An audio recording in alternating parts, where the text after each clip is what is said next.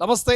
తెలంగాణ రాష్ట్ర రాజకీయాలు చూస్తే ఒకరి మీద ఒకరు విమర్శలు చేసుకుంటున్నారు. ప్రధానంగా అధికార కాంగ్రెస్ పార్టీ, మరోవైపు ప్రతిపక్ష పార్టీ. ప్రధానంగా ఈ మధ్య కాలంలో పాడి Kaushik Reddy BRS party MLA చేసినటువంటి వ్యాఖ్యలు ఏవైతున్నాయి వివాదాస్పదంగా మారినాయి. రోజు రోజుకు ముదురుతున్న తప్ప ఎక్కడ కూడా తగ్గట్లేదు. సో ముఖ్యమంత్రి మీద ఆయన చేసినటువంటి అనుచిత వ్యాఖ్యల గారు కాంగ్రెస్ పార్టీ నాయకులంతా బగ్గుమంటున్నారు. పెద్ద ఎత్తున రాష్ట్ర వ్యాప్తంగా పాడి కౌశిక్ రెడ్డి మీద కేసులు నమోదవుతున్నాయి. మాట్లాడే ప్రయత్నం చేద్దాం. మనతో పాటు Congress party general secretary Bojja Sanjay Reddy గారు, దాంతోపాటు పొలిటికల్ అంశాలు కూడా మాట్లాడదాం. సో బండి సంజయ్ కూడా కొన్ని కామెంట్ చేస్తున్నారు. 30% ఉన్నటువంటి ముస్లింల కోసము కాంగ్రెస్ పార్టీ కుళ్ళు కుతంత్రాలు చేస్తున్నది.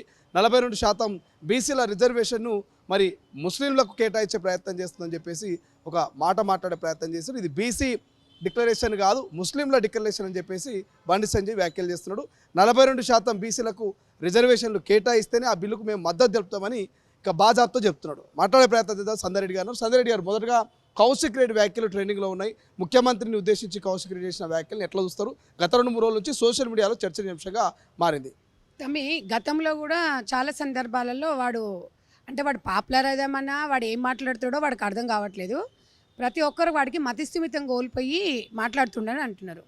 అరే పాడి కౌశిక్ రెడ్డి, నువ్వు షేక్పేట అపార్ట్మెంట్ల చుట్టూ తిరుగుతూ ఉంటావు కదా, నైట్ పూట ఆడేం చేస్తావురా? పక్కీరోడా పక్కీరు తిరుగుకుంటా పక్కీరు మాటలు మాట్లాడుకుంటా ముఖ్యమంత్రి గారి మీద నువ్వు నిందలేస్తే ఏమనుకుంటున్నారా? నువ్వు ఏమన్నా అంటే వీధి గుండావారా నువ్వు? నువ్వు చిల్లర రాజకీయాలు చేస్తావు. నీకేమన్నా ఆధారం ఉంటే అక్కడ ఎవిడెన్స్ ఉంటే చూయించకుండా రేవంత్ రెడ్డి గారి మీద, ఆయన రాష్ట్ర సీఎం తెలుసా నీకు? నువ్వు ఒక ఎమ్మెల్యే అని మర్చిపోతున్నావా? ఆ ఎమ్మెల్యే పదవి కూడా ఎట్లా వచ్చింది? నీ పెళ్ళము నీ బిడ్డ భిక్ష మీద వచ్చింది. ఆడపిల్లలు చచ్చిపోతారేమో, మా నాయనని గెలిపించుకోకపోతే నా భర్త ఓటు వేయకపోతే అని బ్లాక్మెయిలింగ్ చేసి గెలిచినది. ఇలా నీ సొంతంగా నిన్ను చూసి ఎవడో ఓటు వేయలే. నీకు మెడ మీద తలకాయ లేదు, మైండ్లో నీకు అసలు మైండే లేదు. నువ్వు ఎట్లే సిగ్గు లేకుండా ఏం మాట్లాడుతున్నావు? నిన్న కాంగ్రెస్ వాళ్ళు మా ఇంటికి వచ్చిర్రు, బీఆర్ఎస్ వాళ్ళైనా ఎవడు ఆడ కాంగ్రెస్ తందామంటే ఇంట్లో పోయి దాక్కునేవేంద్ర? ఆడంగోడా మాటలు పుడంగి మాటలు మాట్లాడుతావు, మళ్ళీ ఆడంగోలాగా ఇంట్లో దాచుకుంటావేంద్రా? నువ్వు మొగోడు అయితే రా బయటికి, రా కొడుకు, నువ్వు ఎప్పుడైనా రా బయటికి. కాంగ్రెస్ కార్యకర్తలు భయపడే ఇంటికి వచ్చే టైంలో వాళ్ళు డ్రాప్ అవుట్ అయ్యారని చెప్తున్నాడు. చెప్తున్నా తమ్మి, వాడు ఎందుకు పోయి దాచుకున్నాడు? మొగోడు అయితే రావాలి కదా బయటికి. నేను అందుకే ఇప్పుడు మొగోడు కాదనే కదా ఈ మాటలు మాట్లాడితే ఓ దొంగనా కొడుకులు కామెంట్లు పెడతారు. సిగ్గులేని ఎదవ కొడుకులారా, కామెంట్ పెట్టేటప్పుడు లజ్జా సిగ్గుండదారా? నువ్వు నిజంగా ఒక అమ్మాయి అబ్బకు పుట్టినోనివి అయితే మాకు తెలుసు ఎవడు పెడతాడో కామెంట్లు. వాడికి చెప్తున్నా, నేను కామెంట్ పెట్టినోని చెప్తున్నా. ఇవాళ పాడి కౌశిక్ రెడ్డి ఏం మాట్లాడుతున్నావు దానికి ఆన్సర్ మీరు చెప్పాలి. ఒకవేళ నీకు కలేజ ఉన్న వ్యక్తి ఎవడనైతే నిజంగా ఉన్న ఐడి, నీ ఐడితో పెట్టరా, ఫేక్ ఐడీలతో పెడితే భాషింగాలు అయితే చెప్తున్నా. ఇంకొకసారి కొడక బీఆర్ఎస్ వాళ్ళ టీంకు నేను ఒక్కటే చెప్తున్నా, అందులో కొంతమంది అటు ఇటు గన్నోళ్ళు ఉంటారు కాబట్టి కామెంట్స్ పెట్టేటోళ్ళకి చెప్తున్నా. ఇవాళ తెలంగాణ రాష్ట్రంలో ఒక సీఎం గారి మీదనే ఎలిగేషన్ చేస్తున్నప్పుడు, సీఎం గారి మీదనే అలాంటి వ్యాఖ్యలు చేస్తున్నప్పుడు తెలంగాణలో ప్రజాస్వామ్యం అనేది ఎక్కడ పోతుంది? ఇది దేశ మనుగడకే చాలా ఇబ్బందులు కలిగే అంశాలు. మనం రాజకీయంగా ఎదుర్కోండి రేవంత్ రెడ్డి గారు, నేను అనను. రాజకీయంగా విమర్శించండి, మేము మాట్లాడం. మనం ఉన్నదేంది మన పర్సనల్ లైఫ్లో గురించి. ఆయనకు భార్య, బిడ్డ, పిల్లలు అందరూ ఉంటారు, ఆయనకు ఒక కుటుంబం ఉంటుంది. మీరు ఇష్టానుసారంగా అక్కడ ఎవిడెన్స్ లేనిది మాట్లాడితే నాలుక కోస్తారు.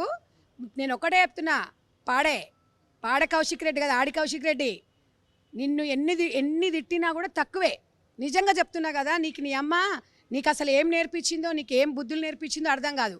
నైట్ పూట పోయి షేక్పేటలో తిరుగుతావంట.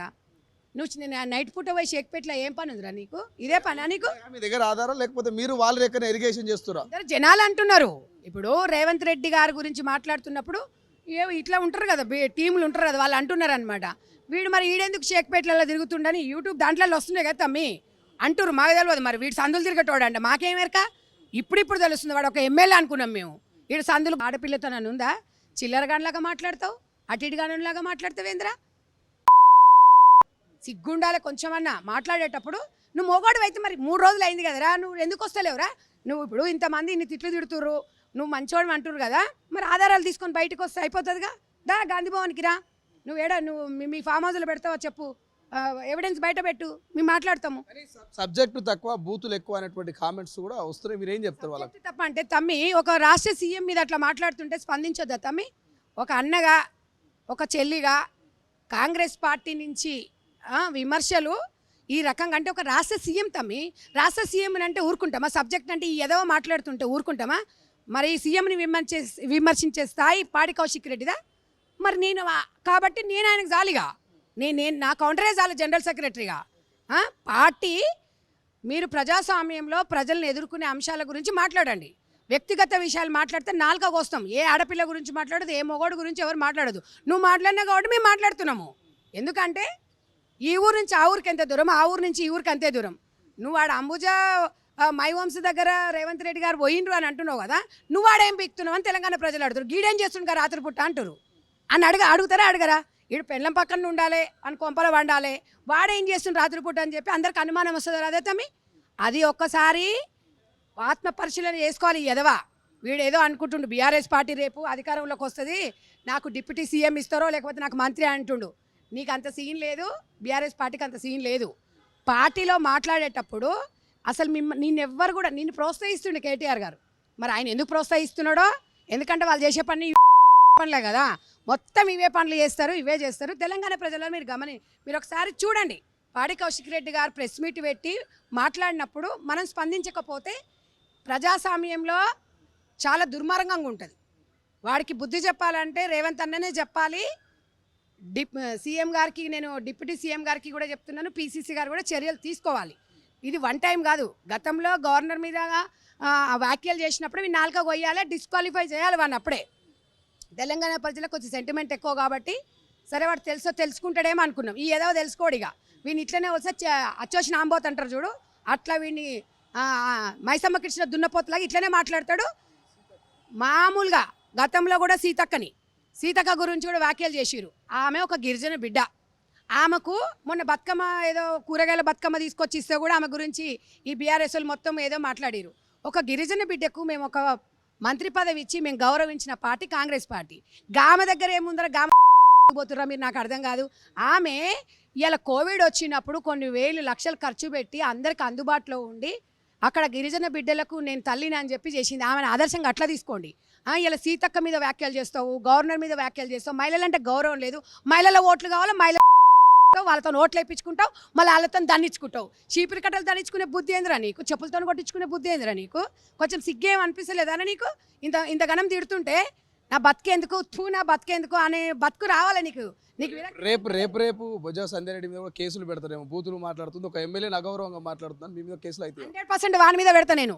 నువ్వు ఆరోపణ చేసినావు కదా, అక్కడ నువ్వు ఎవిడెన్స్ చూపించకపోతే నిన్ను తీసుకుపోయి బొక్కలేపిస్తాం. ఒకవేళ ఆడ ఆరోపణలు కాదు ఇది నిజమే అని చూపిస్తే నేను ముక్కు నేలకు రాస్తా. నేను రాస్తా అని చెప్తున్నా. వాడు చూపించాలి. ఆధారం లేకుండా మాట్లాడితే తొక్కుతాము. ఏమనుకుంటున్నావు? 16 మంది అమ్మాయిల దగ్గరికి సీఎం గారు వెళ్ళిండ్రా, చూపించకపోతే నువ్వు చూపించి మాట్లాడు. కేసులు పెట్టడం కాదు, నువ్వు కేసులు పెట్టి అది కేసులకు భయపడేటోళ్ళం కాదు. తెలంగాణ ఉద్యమంలో మా మీద 40 కేసులు ఉన్నాయి తెలంగాణ కోసం. ఇలా ఒక రాష్ట్ర సీఎంని మాట్లాడుతున్నప్పుడు 100% నేను పాయింట్అవుట్ చేస్తా. నువ్వు చూపించాలి, అప్పుడు నువ్వు మొగోడివి. ఇట్లా దాచుకుంటావేంద్ర, బయటకు వస్తావు, ప్రెస్ మీట్లు పెడతావు, ఇంట్లో పోయి బయటికి రా. నాకు ఎట్లా వస్తుంది అంటే అంత కోపం వస్తుంది. నేను ఇంకా కూడా మాకు ఒక సంస్కారం నేర్పించింది మాకు ఇలా కాంగ్రెస్ పార్టీ. ఇలా ఒక సీఎం గారు అన్నప్పుడు మేము ఎందుకు అనదు తమ్మి? ఒక మాట చెప్పండి. సీఎం తెలంగాణ రాష్ట్రానికి అందరికి తండ్రి లాంటి వారు. ఇష్టం వచ్చినట్టుగా మాట్లాడుతున్నాడు. ఇది ఆడదా అంటారు. ఆడదా అంటే వాడు మొగోడ్లాగా మాట్లాడుతున్నాడా? వాడు ఒక ఎమ్మెల్యే లాగా మాట్లాడుతున్నాడా? మొగోడైతే ఆరోపణలు చేసినావు కదా, ఎవిడెన్స్ చూపి నువ్వు మొగోను అని ఒప్పుకుంటా నేను. అటు ఇటు కానీ వాళ్ళలాగా నువ్వు ఉట్టిగానే గాలి మాటలు మాట్లాడితే గాలికి ఇట్లనే తిడతాం, గాలి మాటలే తిడతాం. మేము కూడా ఎందుకు తిట్టాము? మేము మనుషులం కాదా? తెలంగాణలో మేము కాదా? అంటే మేము కాదా? మాకు మనోభావాలు లేవా? ఆ హీరోయిన్ పేరు చెప్పని అంటుండు, హీరోయిన్ పేరు కూడా తీసిండు.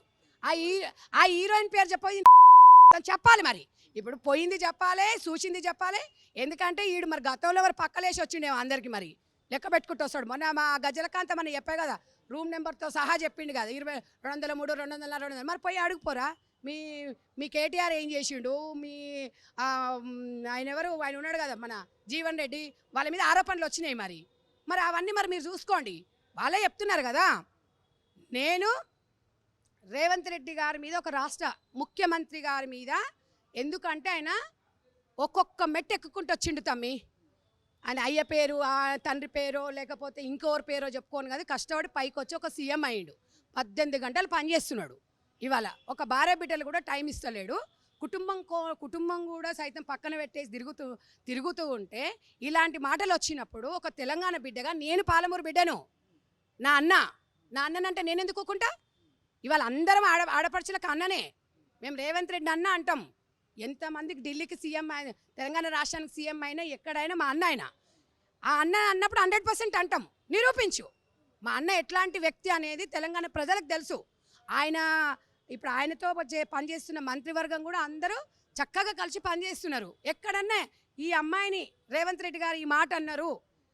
గతంలో నేను కొన్ని యూట్యూబ్లలో చూసి కింద కామెంట్స్ ఒక ఎదవలు పెట్టిండ్రు. ఏ అమ్మా గతంలో సీఎం కేసీఆర్ని అన్నప్పుడు నువ్వు ఎక్కడ పోయినావు అమ్మా అన్నాడు. అరే ఎదవా నీకు చెప్తున్నా ఇండ్రా, నువ్వు అది కూడా చూస్తావు కదా. గతంలో కేసీఆర్ గారిని అన్నప్పుడు రేవంత్ రెడ్డి గారు రాజకీయంగానే అన్నాడు. పర్సనల్ జీవితం గురించి మాట్లాడలేదు. ఆ పాయింట్ నోట్ చేసుకోండి. ఇక్కడ ఫామ్ హౌస్లో వండుకున్నాడు అన్నాడు, కానీ ఫామ్ హౌస్లో 10 మంది అమ్మాయిలతో వండుకుంటూ అనలే. ఇది సంస్కారం రేవంత్ రెడ్డి గారిది. మీ సంస్కారం నీచ సంస్కారము, చిత్తకర్త కుక్కల సంస్కారం మీది. రేవంత్ రెడ్డి గారు అమ్మాయిల గురించి ఎప్పుడు మాట్లాడు, రాజకీయంగా మస్తు మాట్లాడిండు. ఎందుకంటే రాజకీయాలలో మీరు కూడా మాట్లాడండి, రాజకీయంగా మాట్లాడండి. హామీలు ఇస్తలేరా, ఇచ్చిండ్రా, లేకపోతే ఇది చేయరా, అది రాజకీయంగా మాట్లాడండి. కానీ రేవంత్ రెడ్డి గారు సంస్కారం ఉంది. ఇవాళ నేను ఒక్కటే అడుగుతున్నా, రెడ్డి కులంలో పుట్టిన నా కొడుకు ఇట్లా ఎవడైతే మాట్లాడాడు. ఎందుకంటే 10 మందికి మంచిగా చేసేటోడు, 10 మందిని దీవించేటోడు, ఆదరించేటోడు రెడ్డోడు.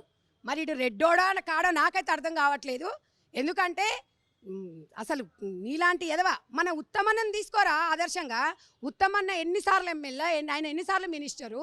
ఒక్క రోజన్నా హాయ్ సిస్టర్ బాగున్నారా, హాయ్ అని ఎంత బాగా ఏమ్మ చెల్లెమ్మ బాగున్నారా అంటాడు.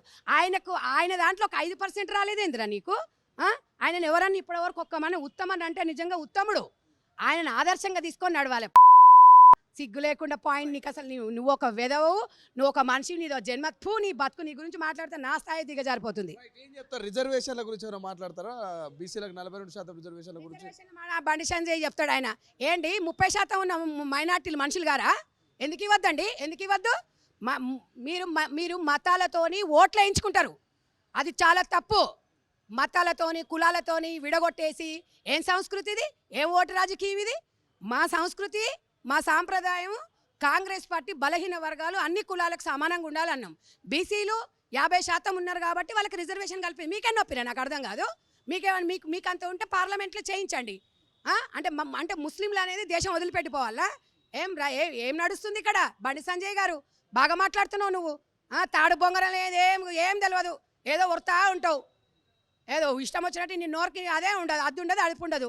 ఇస్తాము కాంగ్రెస్ పార్టీ, మేము బిల్లును ప్రవేశపెట్టినాము. నువ్వు ఒకటి చెప్పడానికి 30% మేము ఇయ్యమని అంటే నీకు మొన్న ఎంపీని గెలిపిస్తే ముస్లిమ్స్ ఓటేయలేదా నీకు? అంటే ముస్లిం అంతర్భాగం కాదా? మరి పోయి చెప్పు, కరీంనగర్లో తెలంగాణలో చెప్పు, ముస్లిం నా దృష్టిలో లేరు అని చెప్పి ఒక మాట రా. నువ్వు బయటికి రా, బస్తీ మీద సవాల్, నువ్వు చూసుకుందాం. ఇది రెచ్చగొట్టే ప్రజాస్వామ్యంలో రెచ్చగొడుతున్నావు. ముస్లింలను, హిందువులను బాయ్ అనేది కాంగ్రెస్ పార్టీ. మీరు ముస్లింలని అసలు వాళ్ళని మనుషులే గారులంగా చూస్తున్నారు కాబట్టి నీకు తగిన గుణపాఠం చెప్తారు. అన్ని వర్గాలకు పెద్దపీట వేసేదే కాంగ్రెస్ పార్టీ. నువ్వు దయచేసి చెప్తున్న, తెలంగాణ వచ్చిన తర్వాత అందరం ఒకే జాతి, అందరం ఒకే కులం. మొన్న మీ కిషన్ రెడ్డి అంటున్నాడు, ఆయన ఎందుకు మాట్లాడుతున్నాడు అర్థం కాదు. ఇంతకు రాహుల్ గాంధీ ఏం కులం అంట? ఆయన భారతీయుడు. ఆయన గురించి మీకేం తెలుసు? త్యాగాల కుటుంబం. ఇవాళ ఆ సోనియా గాంధీ గారికి ప్రధానమంత్రి అయ్యే ఛాన్స్ వచ్చినా కూడా ఆమె వదులుకున్న వ్యక్తి, త్యాగాల కుటుంబము. రాజీవ్ గాంధీ దేశం కోసం ప్రాణాలు. మీ కొంపలలో ఓడి చచ్చిండ్రా, బీజేపీ పార్టీలో ఓడి చచ్చిండు, మీ కొంపలో ఓడి చచ్చిండు. ఎవరికిరా వార్డు నెంబర్ వచ్చినా కూడా ఏనా కొడుకు వదులుకోడు. ప్రధానమంత్రి ఛాన్స్ వస్తే అది కాంగ్రెస్ పార్టీ, బలహీన వర్గాల పార్టీ, ప్రజల పార్టీ, ప్రజల ఎజెండా. ఇది మొత్తం మీద అటు బండి సంజయ్కి, ఇటు పాడి కౌశిక్ రెడ్డి ఇద్దరికి కూడా సంధ్యారెడ్డి క్లియర్గా చెప్తున్నది. పాడి కౌశిక్ మరొకసారి ఇటువంటి వ్యాఖ్యలు చేస్తే ఖచ్చితంగా ఊరుకోము, తాట తీస్తామని చెప్పేసి ఆమె మరి గట్టిగానే స్ట్రాంగ్ వార్నింగ్ ఇస్తుందని చెప్పేసి చెప్పుకోవచ్చు. సో చూద్దాం ఏం జరుగుతుంది. ఇక్కడితో ఈ రాజకీయాలు ఆగుతాయా, వ్యక్తిగత విమర్శలు ఆగుతాయా, లేక మున్ముందుకు ఇట్లనే కంటిన్యూ అవుతాయి? ఏం జరగబోతుంది తెలంగాణ రాష్ట్ర రాజకీయాలు అనేది? కెమెరా పర్సన్ సతీష్తో శ్రీశైలం, తొలి వెలుగు, గాంధీ భవన్.